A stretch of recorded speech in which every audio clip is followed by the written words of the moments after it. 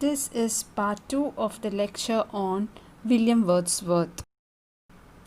Regarding the subject matter of poetry and the mode of expression, Wordsworth declares that the principal object in these poems was to choose incidents and situations of common life, to relate or describe them in a selection of language really used by men, and to throw over them a certain coloring of imagination so that ordinary things are presented in an unusual aspect.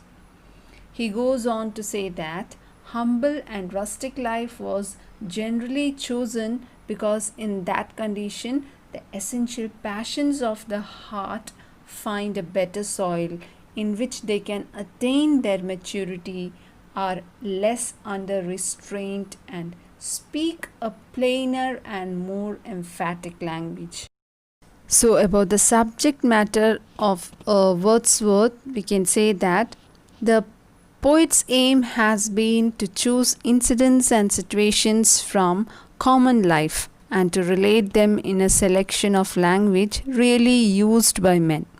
At the same time, the poet throws over them a coloring of imagination whereby ordinary things would be presented to the mind in an unusual aspect. He thinks that in humble and rustic life, feelings are simpler and so they are expressed more accurately and forcefully. Since the rustics are not sophisticated, they are more conducive to an understanding of human nature. Again, in rustic life, human passions are connected with the grand and noble objects of nature, and so they are more noble and permanent. Now, let's talk about Wordsworth's poetic diction.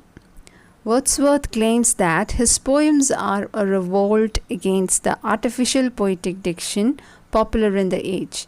He has selected natural themes and he has used a natural language which can give pleasure.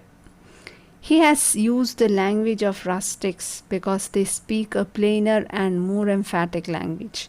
The rustics are in communion with nature, so their language is noble and poetic. The essential truth about human life and nature can be easily communicated in the simple, unelaborated and philosophical language of the rustics. Wordsworth states that there is no essential difference between the language of prose and poetry. The only difference is that poetry uses meter. Poetry sheds no tears such as angels weep, but natural and human tears. In order to excite rational, the language of poetry very close to that of prose. But Wordsworth admits that sometimes a selected subject leads to passions which are expressed in an exalted language, alive with metaphors and figures. Thus, there is contradiction in his own theory of poetic diction. Wordsworth declares that genuine passion is always the ultimate source of true poetry. In all culture and languages, classical poets worked under the influence of genuine passion generated by real life events. Hence, their language was highly metaphorical and daringly innovative. In succeeding ages, the same figurative language came to be employed for all types of poetry. Thus, a poetic diction was produced, turning poetry into lifeless verbiage.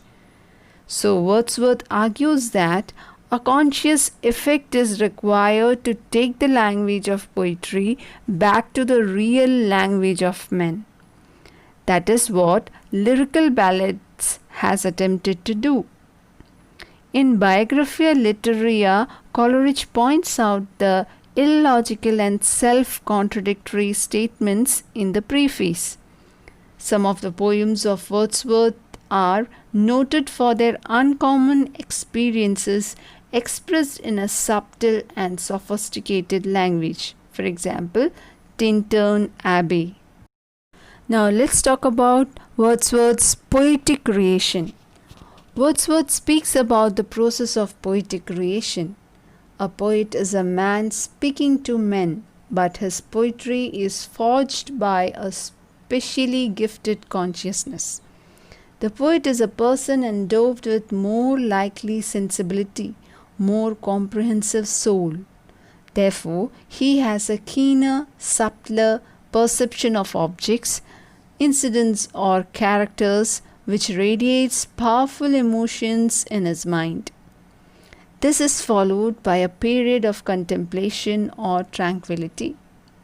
The poet recalls the object or incident and the emotion purified and idealized, revives with it.